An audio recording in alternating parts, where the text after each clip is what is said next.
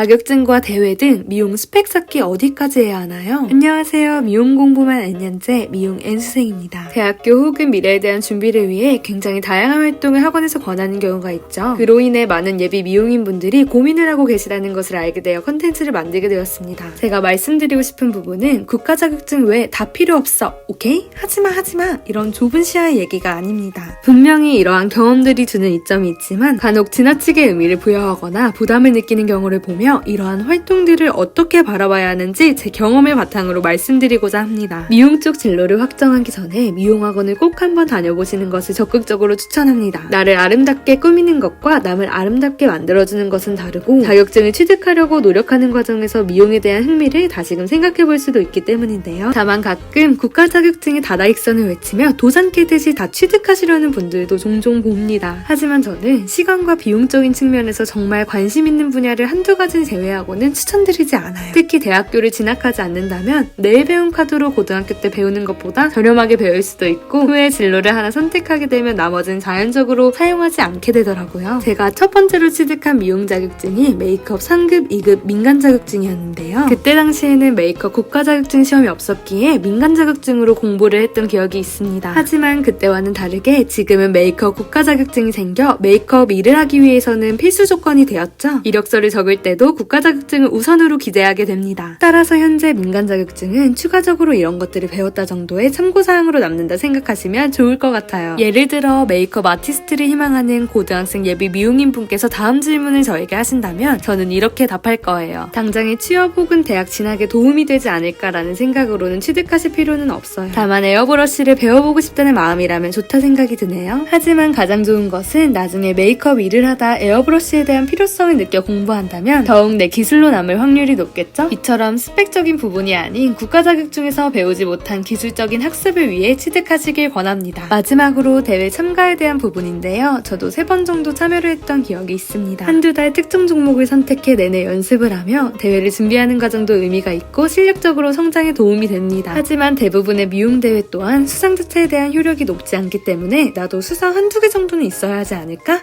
라는 생각으로 참여하시기보다는 스스로 동기부여를 하고 면접과 포트폴리오에서 열정을 나타내는 수단으로 경험하시기를 추천드려요. 정리해보자면 취업 진학 등에 도움이 되지는 않을까 하는 막연한 기대감으로 이러한 스펙들을 쌓아나가시기보다는 당장 나의 성장적인 부분에서 꼭 필요한지를 확인하며 이러한 경험들을 준비해 나가시기를 바랍니다. 미용이 은근 돈이 많이 들어요. 따라서 불필요한 부분은 미리 아끼자고요. 미용 진로를 준비하는 모든 분들을 응원합니다. 그럼 다음 영상에서 만나요. 안녕.